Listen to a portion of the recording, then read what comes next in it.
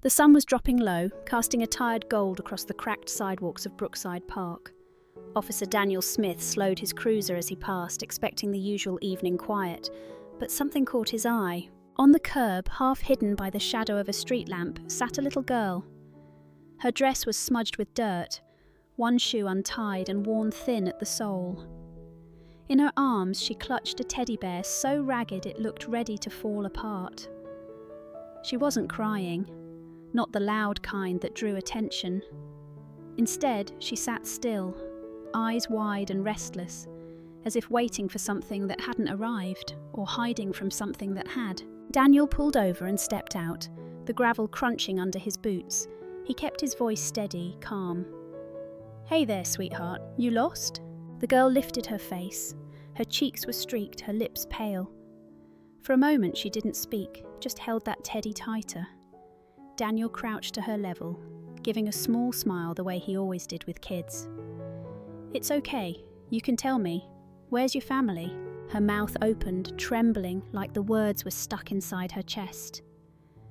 Then, barely louder than the hum of a passing car, she whispered 3 words that rooted him to the spot. "He's still here."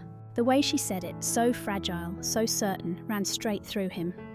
Daniel had been a cop long enough to recognize the difference between ordinary fear and the kind that came from memory. This wasn't a child scared of the dark. This was a child who had seen something. He glanced around. The street looked normal, porches quiet, blinds drawn, the hum of a TV somewhere in the distance. Yet her eyes kept darting to the shadows between houses like she knew someone was watching. Daniel's pulse quickened. He thought of his own daughter at home, about the same age, and the idea of her sitting alone on a curb with that look in her eyes nearly made him sick. He pressed the radio on his shoulder. "Dispatch, this is Smith. I've got a child here, female, about 8. I need backup at Brookside Park, south entrance." The girl flinched at the crackle of his radio, burying her face in the teddy's worn fur. Daniel softened his tone, lowering his head so his words were just for her. "You're safe now, I promise." But as he scanned the darkened windows across the street, he couldn't shake the feeling that someone, somewhere close, was already listening. And those 3 words kept echoing in his mind. "He's still here." Daniel stayed crouched beside the girl, trying to steady his own breath. "Can you tell me your name?" he asked softly, careful not to push too hard. She shook her head, her small arms locked tighter around the teddy bear, chin buried in its worn fur. Then from down the block came the low rumble of an old pickup. Headlights swept briefly across the park fence as the truck rolled past. To anyone else, it was nothing more than the sound of another neighbour coming home. But to the girl, it was a trigger. Her entire body stiffened. Her eyes flew to the street, wide and wild, tracking the truck as if she expected it to stop right there. She pressed herself into Daniel's leg, shrinking down, her breathing quick and shallow. Daniel's hand instinctively went to her shoulder. "Hey, easy, it's just a truck." But he knew better. This wasn't just about noise. He could see it in her eyes. Eyes that weren't just scared of what might happen, but of what already had. Eyes that had seen something she shouldn't have. A chill slid through him. He thought of his own little girl, how she sometimes startled at the neighbour's barking dog. But this was different, this was deeper. He tapped the radio on his shoulder again. "Dispatch, this is Smith. I need Officer Lisa to meet me here now. Brookside Park, south entrance." The girl's gaze clung to the fading glow of the truck's taillights until they disappeared around the corner. Only then did her shoulders sag slightly, though her grip on the teddy never loosened. Daniel stayed quiet with her, letting the silence work, because he knew children didn't trust promises. They trusted presence. He remained close, steady, a human shield against whatever she thought was still lurking out there. When headlights turned into the park entrance, washing the curb in pale light, the girl's head jerked up. Another cruiser rolled to a stop. Officer Lisa stepped out, her movements measured, her voice gentle. "Hey, sweetheart," Lisa said softly, crouching a few feet away. "You okay?" The girl didn't answer, but this time she didn't recoil. She just clung tighter to her bear, eyes darting between the 2 officers. Daniel caught Lisa's gaze and gave a small shake of his head. Not yet. Still, the image of her face as that truck passed stuck with him. Whoever he was, the fear wasn't in her imagination, and the thought left him colder than the night air. Lisa crouched near the girl, her tone calm and coaxing. "You don't have to talk much, honey, just nod if something hurts." The girl stayed silent. Her eyes flicked toward the teddy, then back down to the ground, as though every word she didn't say was safer than the ones she might. The quiet stretched until the creak of a screen door broke it. An older woman stepped out from the nearest house, her sweater pulled tight around her shoulders. She looked from the cruiser to the girl and frowned. "Is everything all right out here?" Daniel rose to his feet. "We're just checking on her, Mum. Do you recognise this child?" The woman's eyes narrowed as she leaned forward. "I've seen her, yes, wandering near the park the past few evenings. She wasn't alone though, always with a man." Both officers stiffened. Lisa asked, "What kind of man?" The woman's brow furrowed as she tried to recall. "Not too tall, grey in his hair, kept to himself.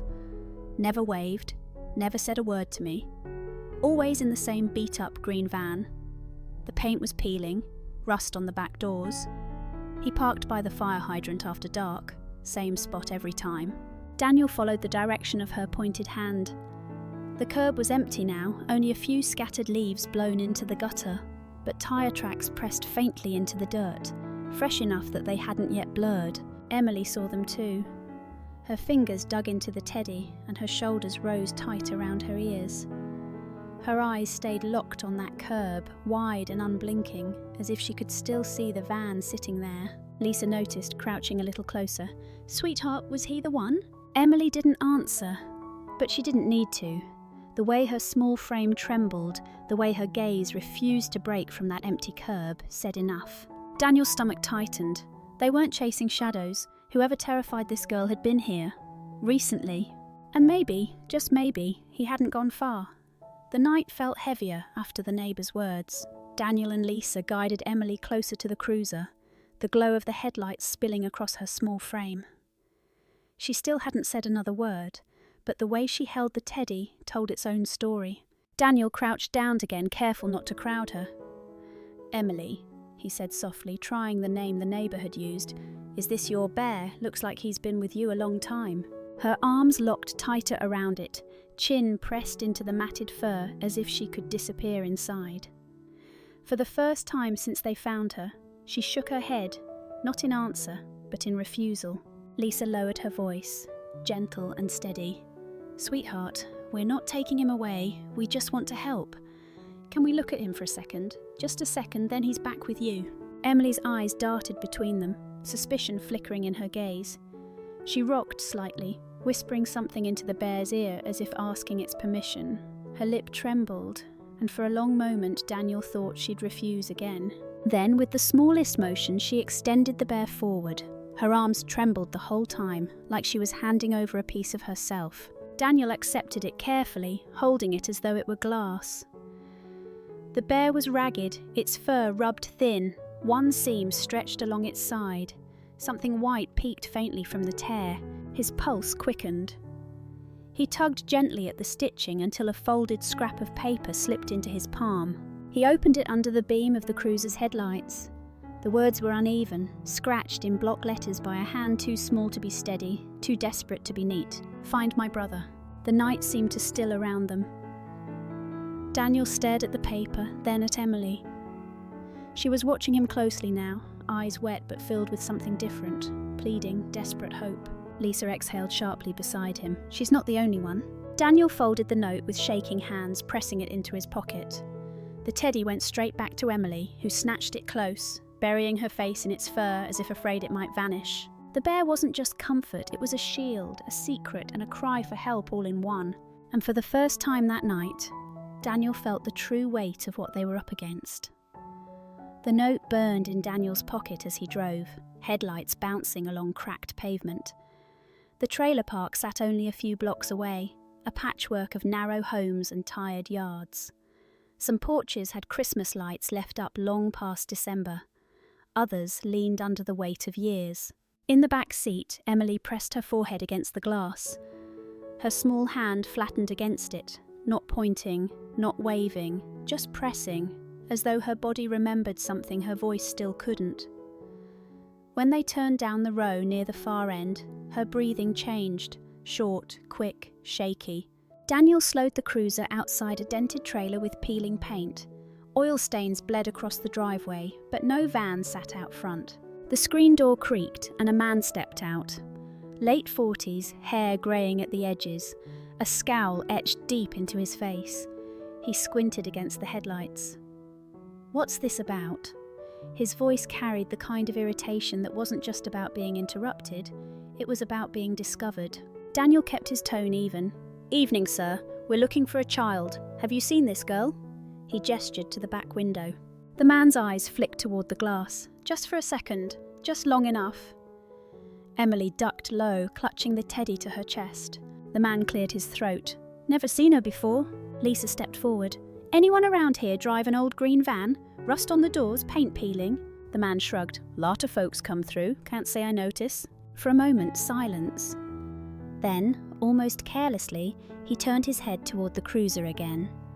"Come on, Emmy, tell them. I don't know you." The words dropped like a stone. Daniel's jaw tightened. Lisa froze. In the back seat, Emily curled down against the seatbelt, hiding her face in the bear. The man must have realised his mistake the instant it left his mouth. He gave a forced laugh. "Just a guess. Emmy's a common name, right?" But the damage was done. Daniel and Lisa exchanged a glance, no words needed. That slip wasn't a guess. It was recognition. They couldn't move on him yet, not without more. But one thing was clear, this man knew the girl. And the girl knew fear because of him. They pulled away from the trailer, the man's forced laugh still ringing in Daniel's ears. He gripped the wheel tighter than he realised, knuckles pale against the leather. Lisa stared out her window. He slipped. He knows her. Daniel nodded, jaw set. And he knows we know. The cruiser crawled through the neighbourhood streets, quiet but tense. Houses flickered with the glow of televisions. Lawns lay still under the thin wash of streetlights. On the surface, everything looked ordinary. But inside the car, it felt like carrying a secret too heavy for silence. Then halfway down a side street, Daniel braked. Headlights swept across a rust-streaked green van parked crooked near the curb.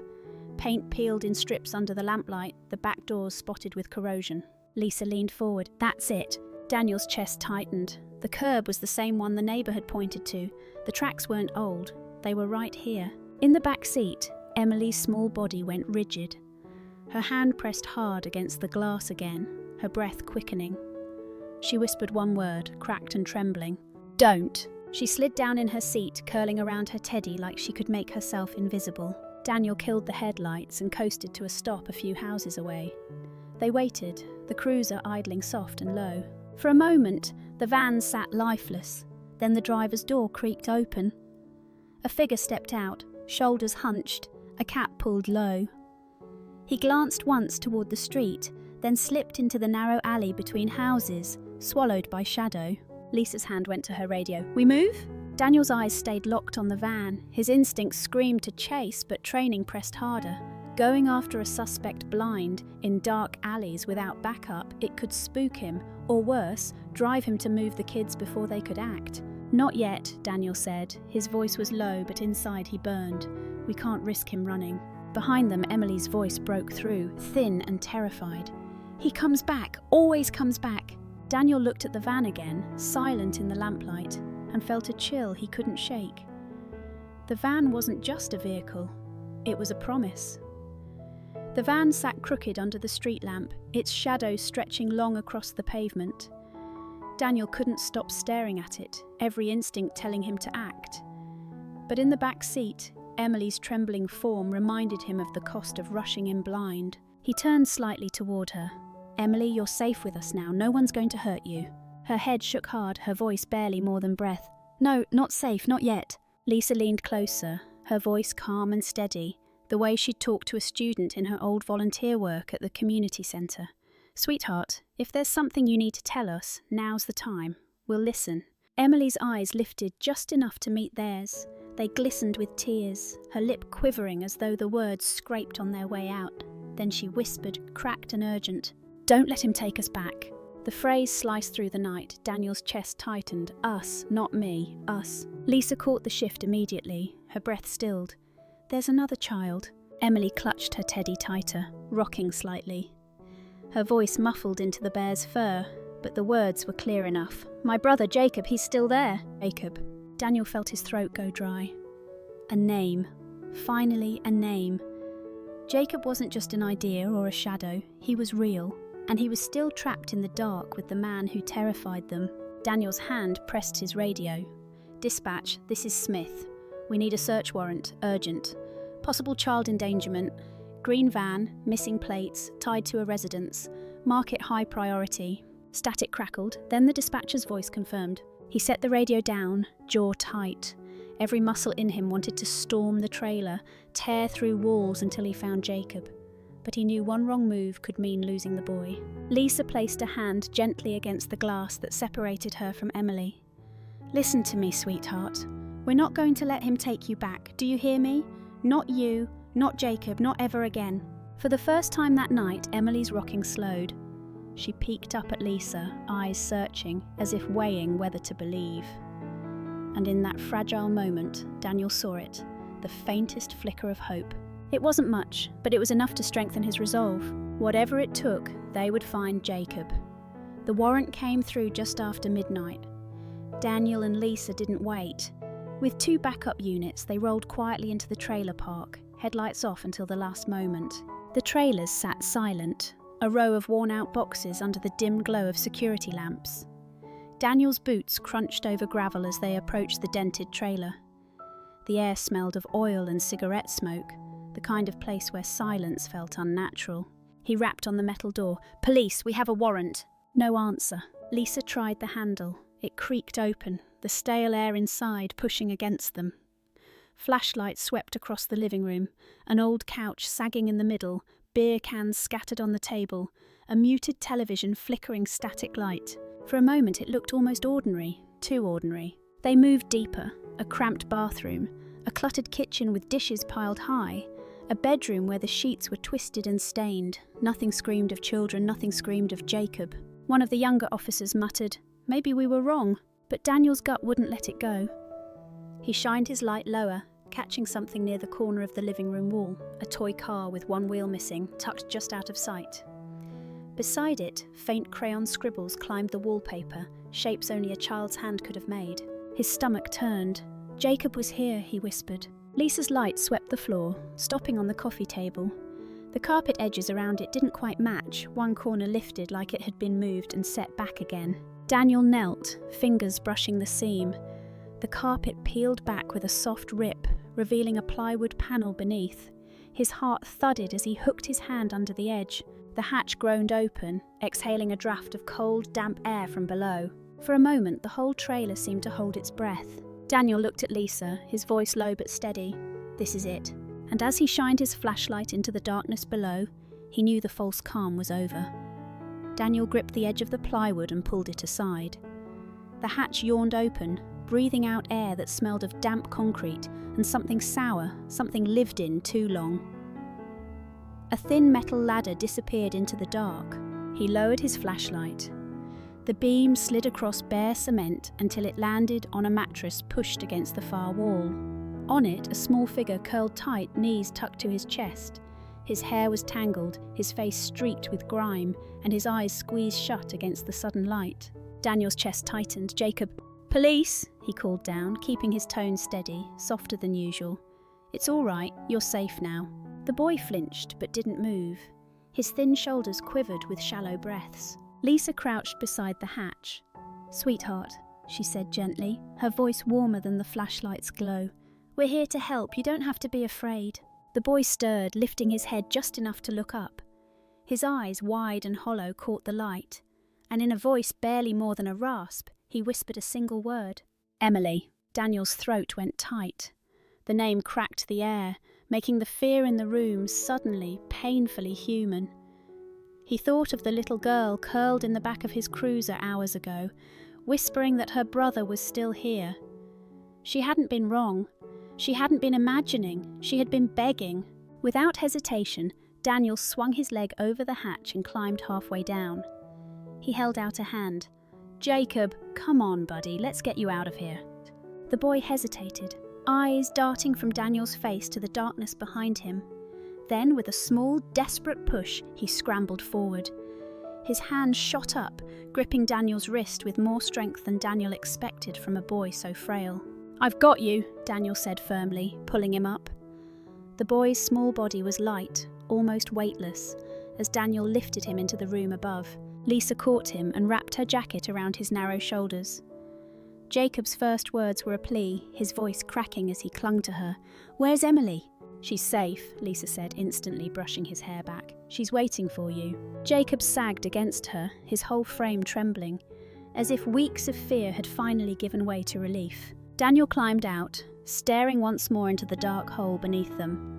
The mattress, the scribbles, the stale air. This wasn't just a room, it was a cage, and they had just pulled a child out of it. Jacob's small hand never left Daniel's arm as they walked him out of the trailer. He was wrapped in Lisa's jacket, shivering more from memory than from the night air. The boy's eyes darted to every shadow until he was safe inside the cruiser. At the station, Emily sat on a bench, her teddy pressed tight against her chest. When she saw Jacob step through the door, her whole body jolted. She dropped the bear without even noticing and ran to him, arms flung wide. Jacob stumbled forward, and they collided in a hug so fierce it seemed neither could breathe. For a long moment, they just clung to each other, shaking, silent. Then Emily's voice broke through, muffled against his shoulder. "I thought you were gone." Jacob held tighter. "Me too." The room stilled. Officers slowed their movements, giving the siblings space. Daniel stood back, swallowing hard. He thought of his own daughter sleeping safe at home, and the thought almost undid him. Lisa bent down, tucking the teddy back into Emily's arms. "He's with you now," she whispered. The news spread quickly. Neighbours from the park brought blankets and food. A local church offered space, and foster families stepped forward, ready to give Emily and Jacob a safe place to land. The same streets that had once hidden shadows now glowed with porch lights left on in quiet solidarity. Later, as the station quieted, Emily approached Daniel. Her small hand gripped Jacob so tightly that their knuckles were pale. She bent, picked up the teddy she had dropped, and held it out to him. "For keeping us safe," she said softly. Daniel knelt, taking the worn bear with both hands as though it was something precious. Words failed him, but his eyes spoke enough. When he finally stepped outside, dawn had begun to break. The first streaks of light brushed the rooftops, promising a new day. He looked back once through the station's glass doors. Emily and Jacob were sitting side by side on the bench, their heads leaning together, their hands still locked as if nothing in the world could pry them apart again. And he thought of how it had all begun, with 3 small words, whispered by a frightened child, that had changed everything. Lesson. Sometimes the smallest voices carry the greatest truths. Listening closely, especially to a child in fear, can save lives and remind us that courage often begins with just a few whispered words. Thank you for staying with us until the very end of this story. I'm truly grateful for your time. If you found meaning here, please give the video a like and subscribe to the channel. Your support means everything. See you again soon, right here on Rain Inside.